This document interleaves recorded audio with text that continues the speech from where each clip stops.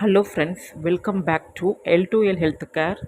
இந்த வீடியோவில் நம்ம சிம்பிளாக காரசாரமாக தண்ணியாக ஒரு தக்காளி தொக்கு எப்படி செய்யலாம்னு பார்க்கலாம். இந்த தக்காளி தொக்கு இட்லி தோசைக்கு ரொம்ப பொருத்தமாக இருக்கும்.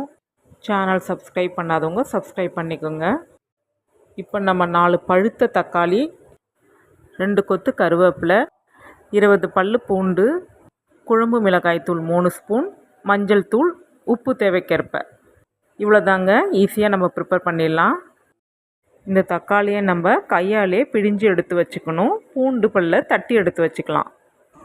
ஹீட் ஆனதும் 3 ஸ்பூன் எண்ணெய் விட்டு தட்டி வச்சுருக்க பூண்டு பல்லையும் பிழிஞ்சு வச்சுருக்க தக்காளியும் சேர்த்து நல்லா வதக்கிக்குங்க.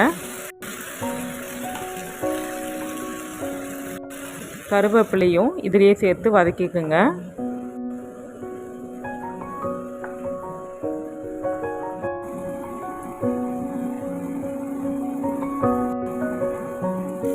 இப்போ நல்லா வதங்கி வந்த பிறகு குழம்பு மிளகாய் தூளும் மஞ்சள் தூளும் உப்பும் சேர்த்துக்கலாம்.